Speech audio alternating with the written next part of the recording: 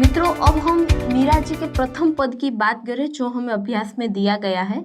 मीरा जी ने जो प्रथम पद है उसमें श्री कृष्ण के प्रति उन्हें कितना अनन्य प्रेम है, उनकी जो भक्ति है वह कितनी है। उनकी भक्ति के लिए उन्होंने संसार के जितने भी रिश्ते बंधन है वह तोड़ दिए हैं, इस ऐसी बात बताई गई है। देखते हैं क्या कहती है मीरा जी। मेरे तो गिरधर गोपाल दूसरा न कोई। गिरधर गोपाल यानी कि जिन्होंने गिरी पर्वत को धारण किया था, ऐसे मेरे गोपाल यानी कि श्री कृष्ण वही एक मेरे हैं, दूसरा न कोई, यानी कि और किसी के साथ मुझे कोई संबंध नहीं है। सिर्फ किसके साथ है तो गिरधर गोपाल श्री कृष्ण जी के साथ है। दूसरा न कोई साधो सकल लोक जोई। दूसरा न कोई साधो सकल यानी कि सकल यानी कि पूरे जगत के अंदर, सकल का मतलब होगा जगत, संसार।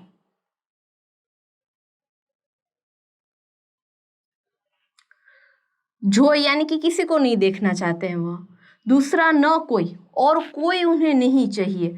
साधु यानी कि जितने भी साधु है संत है उनके साथ बैठकर सिर्फ श्री कृष्ण की भक्ति करनी है। सकल लोक यानी कि पूरे संसार के साथ, लोक के साथ उन्हें कोई लेना देना नहीं है, सिर्फ श्री कृष्ण के साथ लेना देना है।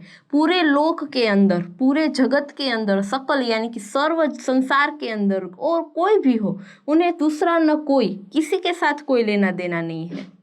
श्री कृष्ण के खातिर भाई छोड़िया, बंधु छोड़िया, छोड़िया सगा सोई। सोई का मतलब होगा सभी, सभी को छोड़ दिया उन्होंने। भाई को छोड़ दिया, बंधु यानी कि जो कोई भी उनके संबंधी हैं उन्हें छोड़ दिया, छोड़िया सगा जो कोई भी सगे हैं उनके, उनको भी छोड़ दिया। सो यानी कि सभी को। श्री कृष्ण के भक्ति के खातिर उन्होंने जगत के अंदर किसी के साथ कोई संबंध नहीं रखे हैं, फिर चाहे वह भाई हो, बंधु हो या सगा हो। उन्होंने किसी के साथ, दूसरा न कोई, किसी के साथ उन्होंने कोई प्रकार के संबंध नहीं रखना चाहती है, पूरे सकल लोक को छोड़ दिया है। साधु संग बैठी बैठी लोक लाज खोई। लोक लाज यानी लोक यानी संसार जगत, लाज यानी शर्म। बैठी बैठी किनके साथ बैठती है? साधु संग, जो दूसरे कोई साधु हैं, सज्जन हैं, जो लोग श्री कृष्ण की ऐसी भक्ति करते हैं उनके साथ वह बैठी बैठी सत्संग करती है। उन्होंने पूरी लोक लाज खोई यानी कि खो चुके हैं, उन्हें लोक लाज की कोई पड़ी नहीं है कि मैं साधु संत के बीच बैठ के भक्ति करूंगी, सत्संग करूंगी तो मेरी क्या बातें होंगी संसार के अंदर, इसके बारे में मीरा जी ने बिल्कुल नहीं सोचा है। वह कह रही है कि मैंने सारी शर्म छोड़ दी है, भले दुनिया को बात करनी हो तो करे कि मैं साधु लोगों के साथ बैठी बैठी भजन करती हूँ, लेकिन मुझे इस बात का कोई डर नहीं है, मुझे लाज शर्म कोई कोई चीज की पड़ी ही नहीं है, वह सब मैं खो चुकी हूँ। मुझे तो सिर्फ मेरे गिरधर गोपाल है वही चाहिए, दूसरा न कोई। कोई कुछ भी कहे, लोक के अंदर मेरी चाहे लाज ना रहे, शर्म ना रहे, सब मैं खो चुकी हूँ। भगत देख राजी हुई, जगत देख रोई। भगत यानी कि जो कोई भी भक्तगण है, साधुगण है, जो श्री कृष्ण की भक्ति करते हैं, भक्त देख राजी, राजी का मतलब होगा आनंद, खुशी। यदि अगर कोई भगत को देख लेती है, कोई भक्त को देख लेती है तो वह राजी हुई, राजी हो जाती है। लेकिन अगर जगत को, यहाँ जगत यानी कि संसार, संसार में क्या होता है? दुख होता है, तो संसार देख कर रोई, संसार देख कर उन्हें रोना आता है, यानी कि वह दुखी हो जाती है। संसार, क्योंकि पहले ही हमने बात की कि 2 साल की उम्र में अपनी माँ को खो चुकी होती है, शादी के 7 साल बाद अपने पति को खो चुकी है, इसलिए संसार देखकर तो उन्हें सिर्फ रोना ही आता है। किन्हें देखकर वह आनंदित हो जाती है? भक्त को देखकर, जो श्री कृष्ण की भक्ति करता है उन्हें देखकर वह बहुत राजी हो जाती है। लेकिन संसार को अगर देखती है तो उन्हें बहुत दुख होता है, बहुत ही पीड़ा होती है, क्योंकि वह पीड़ा उन्होंने सहन की है। इसलिए वह संसार के सारे मोह छोड़कर सिर्फ भक्ति करना चाहती है, सिर्फ साधु संग बैठकर भक्ति करना चाहती है। देखते हैं उसके बाद क्या कहती है मीरा जी। अंशुवन जल सींच सींच प्रेम बेली बोई। अंशुवन यानी कि आंसू, रोने के बाद जो आंसू गिरते हैं वह आंसुओं के वन,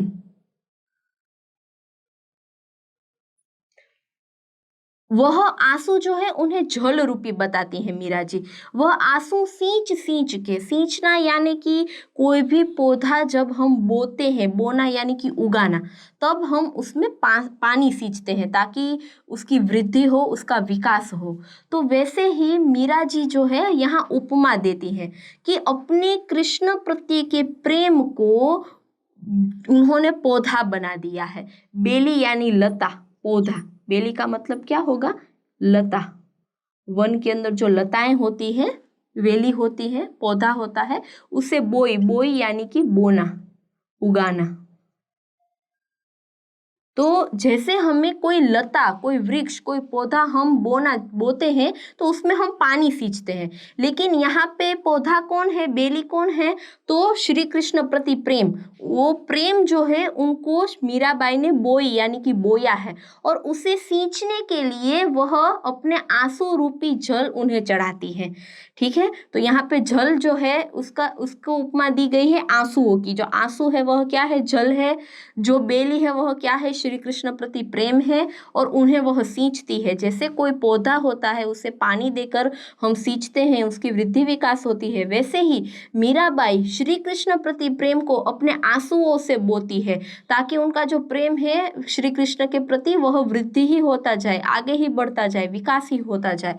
तो यह उपमा देना चाहती है मीराबाई कि आंसू रूपी जल से मैं अपने श्री कृष्ण के प्रति प्रेम जो है उन्हें सींच सींच कर, जो बेली, जो लता है, उसको मैंने बोया है। इसलिए मैं लोक शर्म नहीं रखूंगी, क्योंकि मैंने श्री कृष्ण की भक्ति के लिए इतनी मेहनत की है, तो यह मेहनत को मैं ऐसे ही व्यर्थ नहीं जाने दूंगी। लोक शर्म रख कर मैं अपनी भक्ति नहीं छोड़ूंगी। दधी मथी घृत काढ़ी लियो डार दई छोई। दधी, दधी यानी कि दही, मक्खन जिसमें से हम घी निकालते हैं। मथी, मथी यानी कि मंथन, घोल कर, मथ कर। जब समुद्र मंथन हुआ था तो समुद्र जो है उसको मंथन किया था, यानी कि पूरा घोला था, हिलाया था, और उसमें से जो रत्न निकले थे। वैसे ही जब हमें छाछ या दही में से मक्खन निकालना होता है तो वह दही या छाछ को हम जो घोलते हैं उसे मथी कहते हैं, मथना।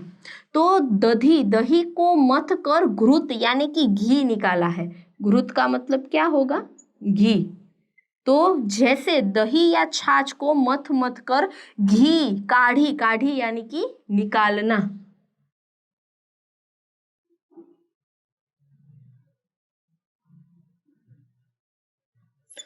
तो जिस तरह से दही जो होता है उसे मथ मथ कर घी, काढ़ी यानी कि निकालना पड़ता है, वैसे ही डार दही छोई, यदि अगर घी निकल जाए, ठीक है, मक्खन में से घी निकल जाता है, उसके बाद जो कूचा बचता है जिसे छोई कहते हैं। छोई का मतलब यहाँ क्या लेना है आपको, रस बगैर का जो कुचड़ा होता है, जो बचा हुआ हिस्सा होता है जिसके अंदर कोई रस नहीं होता है, जिसे हम कचरा कहते हैं, उसके लिए यहाँ शब्द है छोई। ठीक है, रस बिना, जिसमें कोई रस है ही नहीं, क्योंकि पूरा जो है वह मक्खन निकल गया है, उसके बाद जो कचरा बचा हुआ है उसे छोई कहते हैं। डार दही यानी कि फेंक दिया। डार दही का मतलब क्या होगा,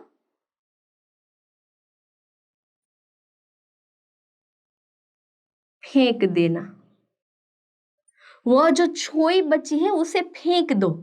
तो अब यहाँ क्या उपमा दिया है मीरा जी ने, कि जैसे दही को मथ कर घी निकाल कर डार दही फेंक देते हैं, छोई यानी कि रस बिना का जो कुच्चा होता है उसे हम फेंक देते हैं, वैसे ही श्री कृष्ण की भक्ति को मुझे एकदम दही जैसे मथ कर घी निकलता है, वैसे ही मुझे श्री कृष्ण के पद को मथ मथ कर, उनकी भक्ति कर कर कर मुझे संपूर्ण कृष्णमयी बन जाना है।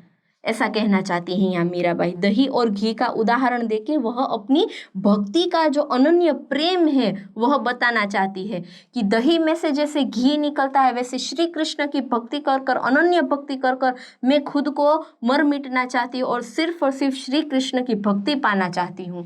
राणा विष को प्यालो भेजियो पिय मगन होय। भेजियो यानी कि भेजा।